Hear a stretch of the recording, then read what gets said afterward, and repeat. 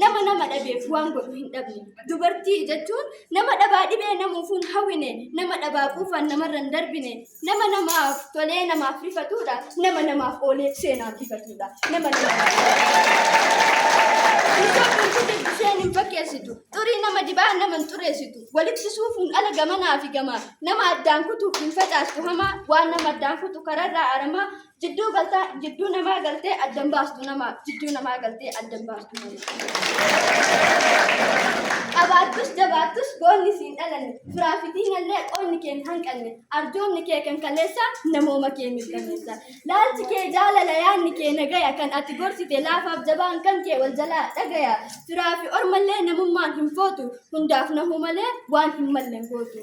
Waa hundi kee wal madaalaa arjoomni kee hunda caala, faaya qalbiitti yaraase rabbumatu si badhaase. Guutuu taatee uumamteertaa waa hundaanuu guutamteertaa, fooliin kan kee qilleensa gammoojjii baddaaf badda daree, rabbumatu bareechee si qoode dabaree, rabbumatu bareechee si qoode. Wanta hin taane silaa ijji keetuun laalu, meeshaa rakasaatiin anuu sin madaalu, waan si gitu dhabe maaluman si gita, waan siif bituun dhabe maaluman siif bita, waan siif bituun dhabe maaluman. Warqiidha siin jechuuf warqii siif tuffadhe, ati nafatiyya tan nafatti tuffadhe, waan si gitu ati nafatiyya tan nafatti tuffadhe, gatiif ulfinni kee homaanuu hin jijjiiru, dhabaa quufattillee asiin alas hiriiru. Addunyaa gubbatti homtuu sinaan caalu, ati naaf daawwitii keessatti of laalu, doktora namoomaan keessa kiyya laalu, doktora namoomaan keessa kiyya laalu. Gochaa fi jechaanis miira ishii mo'atte, keessaa fi deemsaanis miila ishii to'atte, kabaja ofii eegdee namallee kabajaa, dirqama ofii beektee ofiin of ajajaa, mataa gad qabattee jiraachuun alatti mataa namaa kortee hin baaccu namatti, mataa namaa kortee hin baaccu. Islaamkeen gogse kadhattee daraarsiti, nama waaqaaf lafa kan wal dhabe araarsiti. Misooma guddisuuf gaheen keenya olaanaa, waan dandeenyu hundaan biyyaaf ni hojjanna. Biyya keenya waa hundaa olitti ol qabnee mul'ifna, galaa qopheessinee ilmaan misoomaaf qophaafna, barbaachisaa taanaan daangaa biyyaa eegu waraanaaf ergina. Gara fuulduraatti mootiin keenya uummata rabbii guddaa taane, uummataaf hojjanna ilma uummataa taane, wanti uummataan taane nuufillee hin ta'u, diinni uummataan naane nuufillee hin na'u, waan uummanni bal'aan fedhu qofa feena, waan uummanni bal'aan fedhu jala ceena, hiyyummaaf gabrummaa jalaa akka ba'u, akka fedhiin sabaa hundi galma ga'u, uummataaf gubanna, uummataaf madoofna, uummataaf dubbanna, uummataaf qabsoofna, uummataaf dubbanna.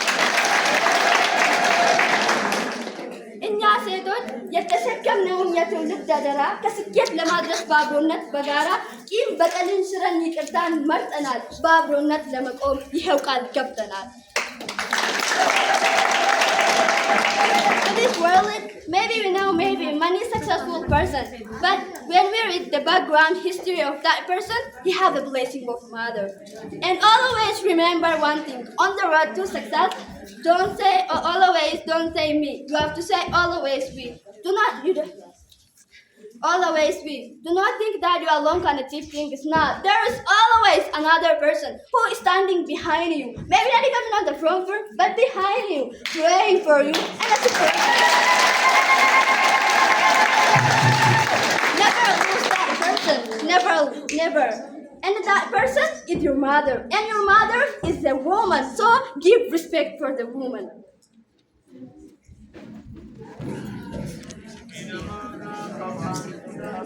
Eegduu mirga namaa addunyaaf bal'aa muka damee, caama rooba balaaf gaachana gaafgamee.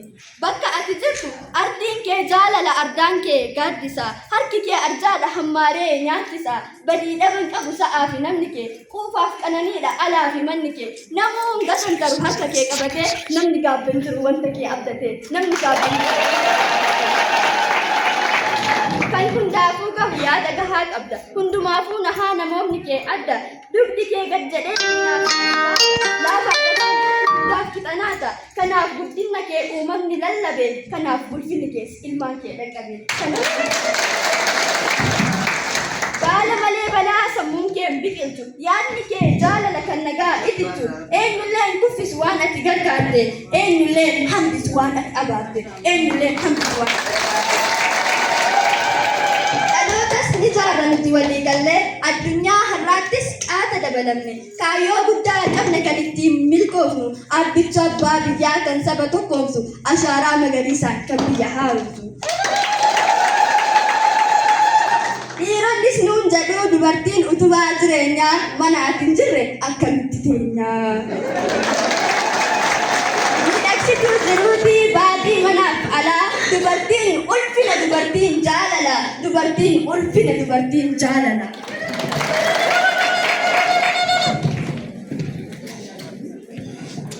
Mee fakkeenyaan kaasa keessaa muraasadhee kan akka Ambasaaddar Saalawarq Zawudee, Adaanech Abeebee, Dr. Liyaa Taaddasee, Mufaraayit Kaamil Abbabach Goobanaa kam himeen kam dhiisamee yoottan qaqqaalii akkanaa. Waa hunduma qabdaa hamma jedhan geetta. Waa hundumaa immoo lolaaf tolas beekta. Irra aana malee hin cabu irreen kee. Dhabaaf badii dhabaa hin qabu dirreen kee. Yaa